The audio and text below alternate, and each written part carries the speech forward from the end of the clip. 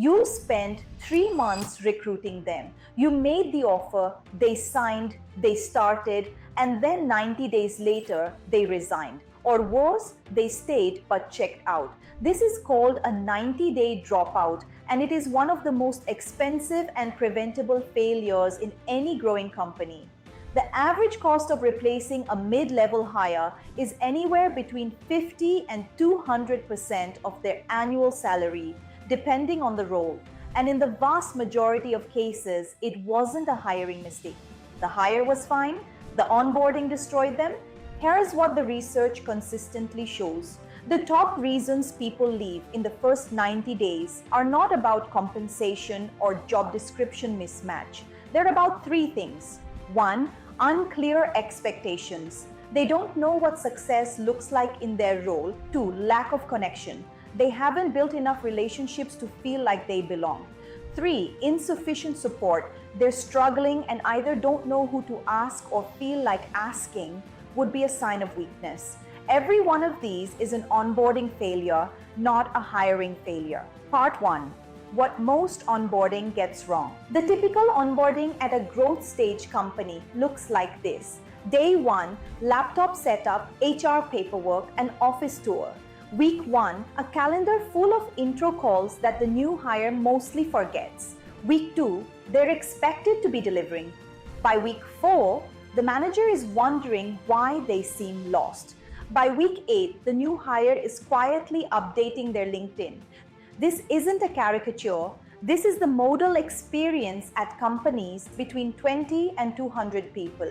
And it persists because no one has taken ownership of onboarding as a strategic function. The mindset shift required here is simple but significant. Onboarding is not orientation. Orientation is a one-day admin event. Onboarding is a 90-day structured experience designed to move a new hire from uncertain outsider to confident contributor.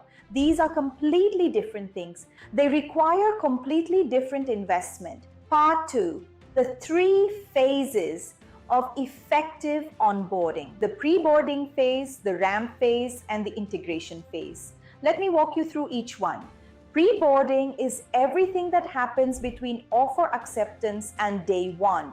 Most companies treat this period as administrative downtime. Smart companies treat it as the first chapter of the onboarding experience. Here's what pre-boarding should include. First, a welcome message from the CEO or direct manager, not a generic HR email.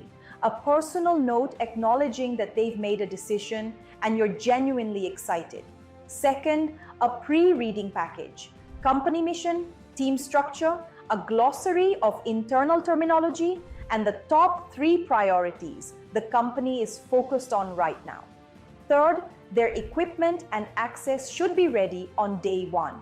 This sounds obvious, but a new hire who spends their first day waiting for a laptop has already formed an impression. And fourth, a structured week 1 agenda sent in advance so they know what to expect and can come in prepared rather than anxious. Days 1 to 30 are about clarity and connection. In week 1, the new hire should understand the company's mission and strategy, know their team and how they fit in, and have their first one-on-one with their manager. In that first one-on-one, the manager should cover 3 things explicitly. What does success look like in this role at 30 days, 60 days, and 90 days? Who are the most important relationships for you to build in the first month? And critically, what should you feel free to figure out yourself versus when to ask for help? Days 30 to 60 are about early contribution and feedback. By day 30, the new hire should have completed one meaningful piece of work, something small enough to be realistic, but significant enough to create a sense of achievement. This isn't about productivity, it's about psychological momentum. At the 30-day mark, the manager should run a formal check-in, not a performance review, a temperature check. 3 questions. What's going well? What's unclear or harder than expected? What support do you need that you're not currently getting? The answers to question 3 are your most important data point. If a new hire says they need more context about the company strategy, that's easy to fix. If they say they feel disconnected from the team, that's urgent. One of the highest ROI interventions you can add to your onboarding is a buddy system. Assign every new hire a peer, not their manager, a peer from a different team whose job is to be the informal guide for the first 60 days. The buddy answers the questions the new hire is too nervous to ask their manager. Where do people actually eat lunch? What's the unwritten rule about this? Who should I build a relationship with early? This costs nothing. It dramatically accelerates belonging. And belonging is the #1 predictor of whether someone will stay past 90 days. The integration phase is about moving from supported to self-sufficient. By day 60, the new hire should be producing consistent work in their role. Days 60 to 90 are about embedding them into the culture and the strategic conversation. This means attending their first strategy meeting or quarterly planning session, presenting back something they've built or learned to the broader team, and beginning to build cross-functional relationships beyond their immediate team. At the end of 90 days, run a formal onboarding retrospective, not a performance review, a two-way conversation. What went well in your onboarding?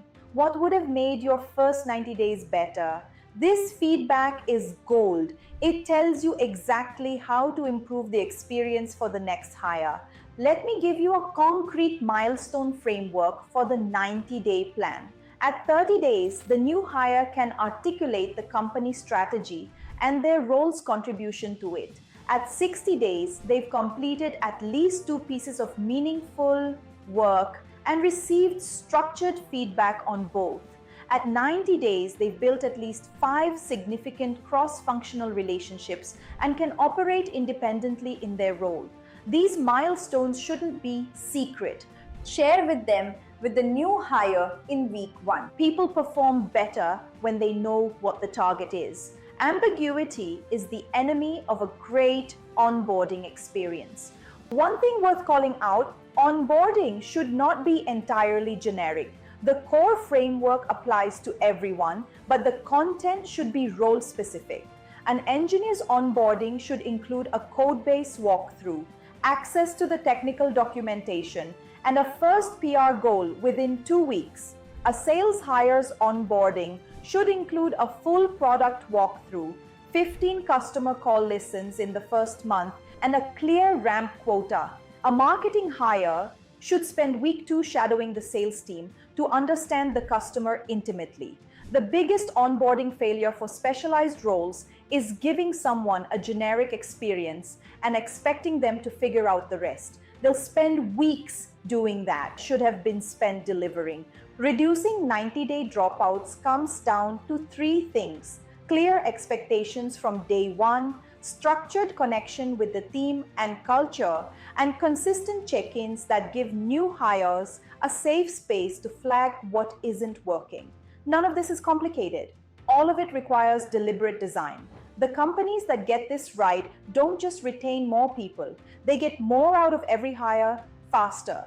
And in a world where the cost of a bad hire or an early departure can be 6 to 12 months of a person's salary, a great onboarding process might be the highest ROI investment you make this year.